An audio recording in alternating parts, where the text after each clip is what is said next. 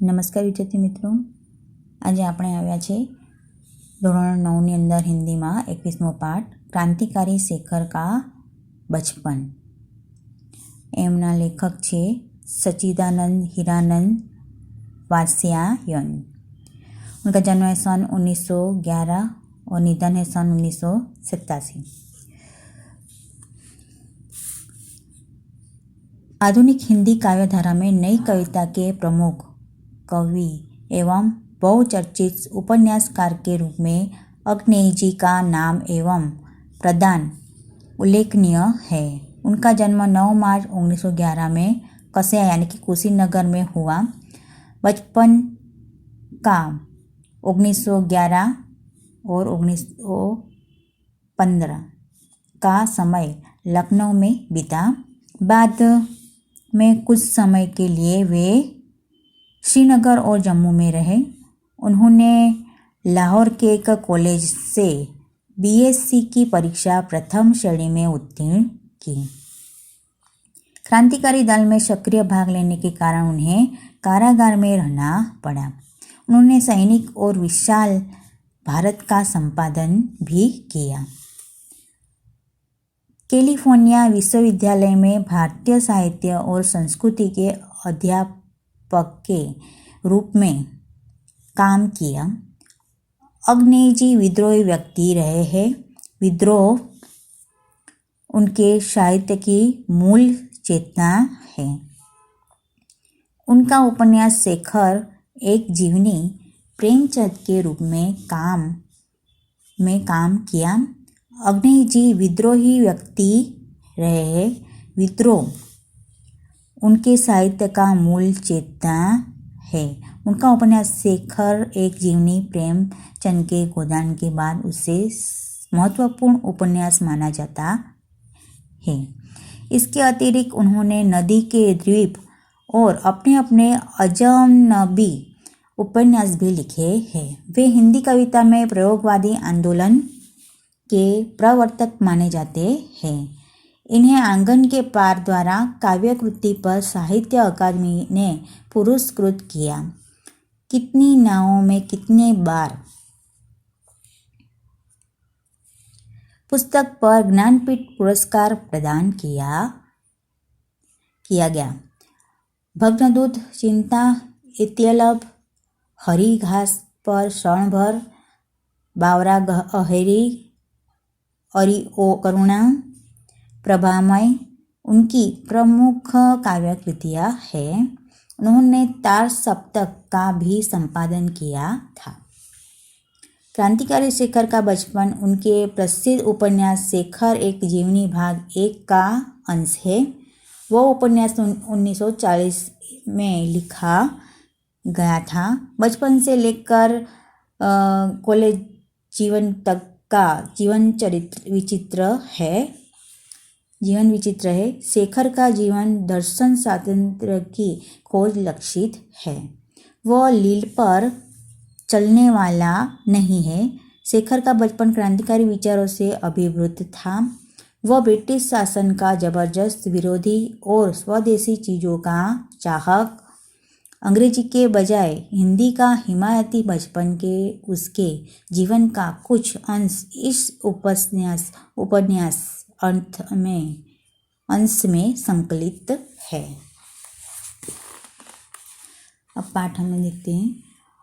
असहयोग की एक लहर आई और देश में उसमें बह गया। असहयोग यानी कि सहयोग न देना गांधी जी का एक आंदोलन।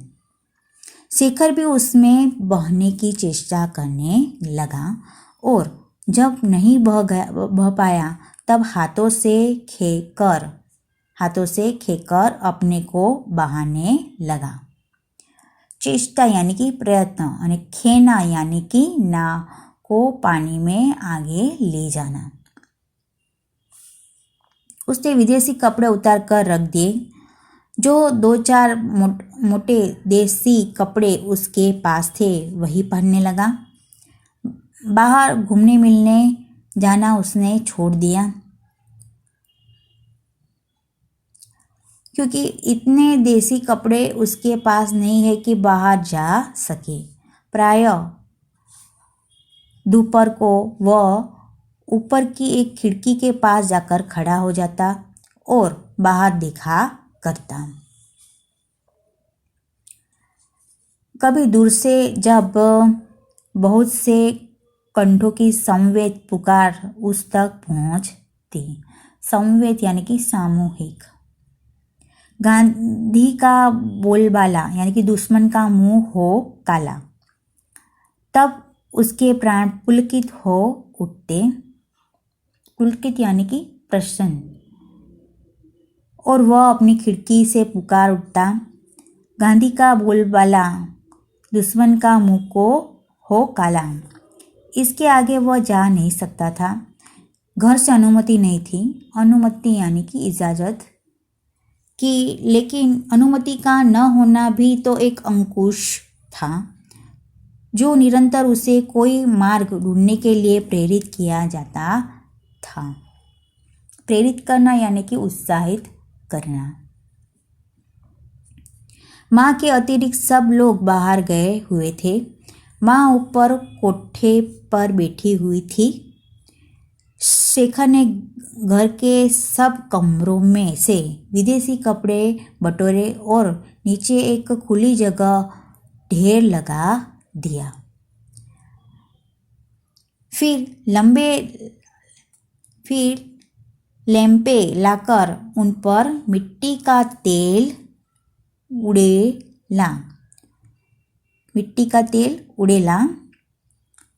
यानी कि तेल का पीपा नौकरों के पास रहता था। वहाँ जाने की हिम्मत नहीं हुई और आग लगा दी।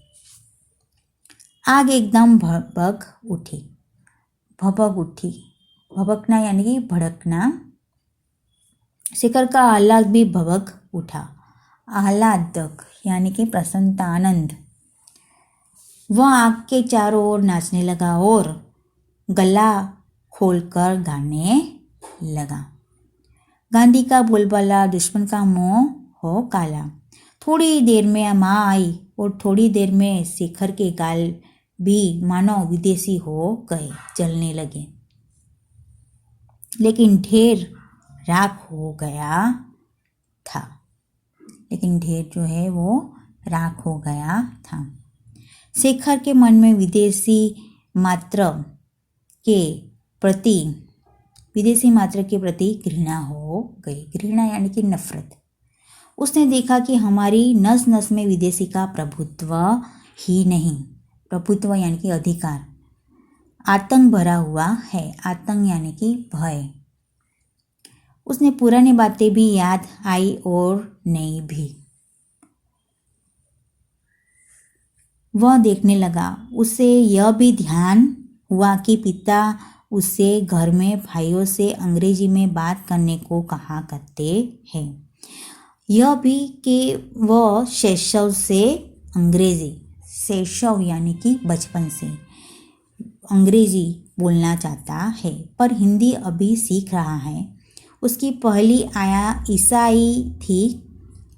आया जो है वो ईसाई थी और अंग्रेजी ही बोलती थी। उसका पहला गुरु जिसके साथ उसे दिन भर बिताना होता था वो अमेरिकन मिशनरी था जो पढ़ाता चाहे कुछ नहीं,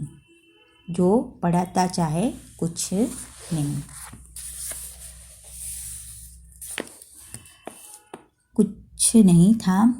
दिन भर अंग्रेजी की शिक्षा तो देता था। शेखर ने देखा कि यदि मातृभाषा वह है जो हम सबसे पहले सीखते हैं, तब तो अंग्रेजी की उसकी मातृभाषा है और विदेशी ही उसकी माँ।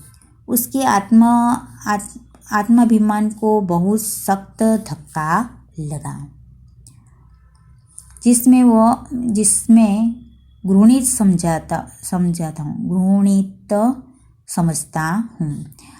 उसी विदेशी को माँ कहने को बाध्य हो। उसने उसी दिन से बड़ी लगन से यानी कि पूरे मन से हिंदी पढ़ना प्रारंभ किया और चेष्टा से अपनी बातचीत में से अंग्रेजी शब्द निकालने लगा। अपनी आदतों में से विदेशी अभ्यासों को दूर करने लगा और अपने हिंदी ज्ञान को प्रमाणित करना यानी कि साबित करना और गांधी के प्रति अपनी श्रद्धा जिसे व्यक्त करने का और कोई साधन उसे प्राप्त नहीं था प्रकट करने के लिए उसने एक राष्ट्रीय नाटक लिखना आरंभ किया। जीवन में देखे हुए एकमात्र खेल की स्मृति अभी ताजी थी, इसलिए उसे लिखने में विशेष कठिनाई नहीं हुई।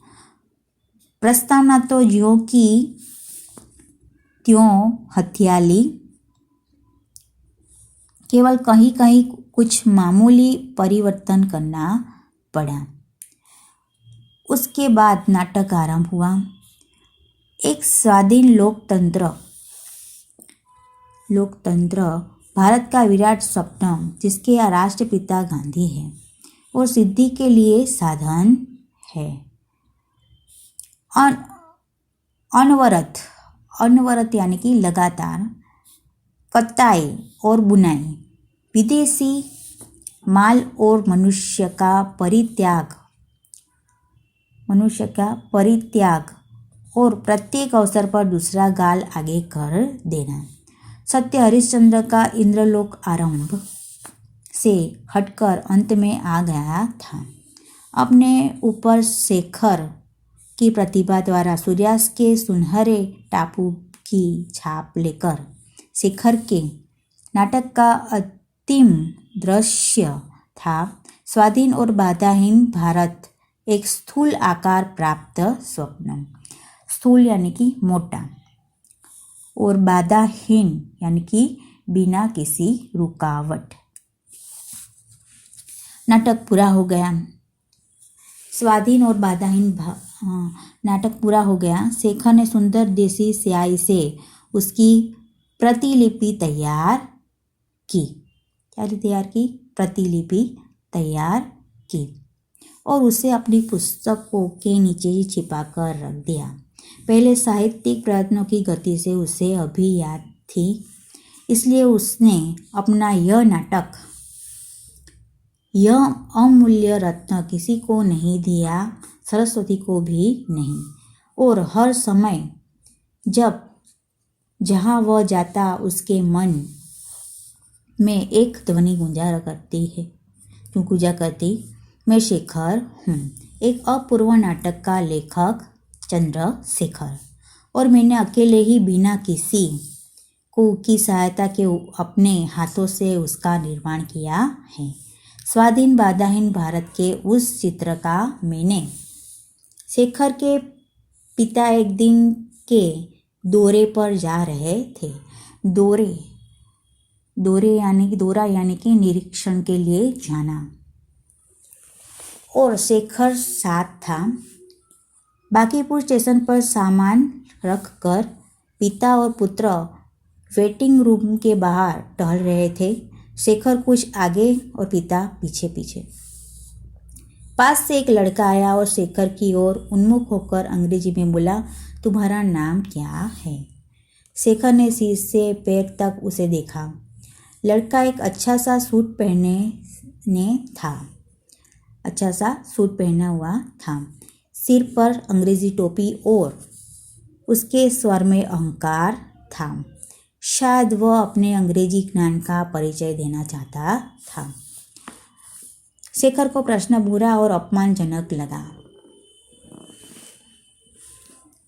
उसने उत्तर नहीं दिया। कुछ इसलिए भी नहीं दिया कि पीछे पिता थे और पिता की उपस्थिति में बात करते वह झिझकता था। उस लड़के ने समझा उसका सामना करने वाला कोई नहीं है। यह लड़का शायद अंग्रेजी जानता ही नहीं। उसे तनिक और रोब में कहा, my name is, do you go to school? मेरा नाम है, तुम स्कूल में पढ़ते हो? शेखर ने शेखर के पिता वहाँ न होते तो वह प्रश्न का उत्तर चाहे न देता पर हिंदी में कुछ उत्तर अवश्य देता। उसके मन में यह संदेह उठ भी रहा था कि वह लड़का शायद कोई पाठ ही दोहरा रहा है। अंग्रेजी उतनी जानता नहीं, पर उसने घृणा से उस लड़के की ओर देखा और उत्तर कोई नहीं दिया। पिता के क्रुद्ध स्वर ने कहा, शायद उस लड़के को जताने के लिए कि मेरा लड़का अंग्रेजी जानता है। जवाब क्यों नहीं देते? शेखर और भी चिढ़ गया और भी चुप हो गया। शेखर और भी चिढ़ गया और भी चुप हो गया। वह लड़का मुस्कुराकर आगे बढ़ गया। पिता ने कहा, इधर आओ। शेखर उनके पीछे पीछे वेटिंग रूम में गया तो पिता ने उसका कान पकड़ पूछा, जवाब क्यों नहीं दिया? मुंह टूट गया है? तभी ट्रेन आ गई और शेखर कुछ उत्तर देने से या उत्तर न देने की गुस्ताखी करने से बच गया। दूसरे दिन घर पर पिता ने माँ से कहा, हमारे लड़के सब बुद्धू हैं, किसी के सामने तो बोल नहीं निकलता। शेखर ने सुन लिया। तो यहाँ से गुस्ताखी यानी कि बेअदबी, तनिक यानी थोड़ा ज़रा, उन्मुख होना यानी कि सामने होना, रोब यानी कि प्रभाव। ठीक है, तो यहाँ पर ये आपका जो पाठ है वो पूर्ण होता है, समाप्त होता है। और यहाँ और उसके शब्दार्थ और मुहावरे जो है वो आपको अपनी नोटबुक में लिखना है।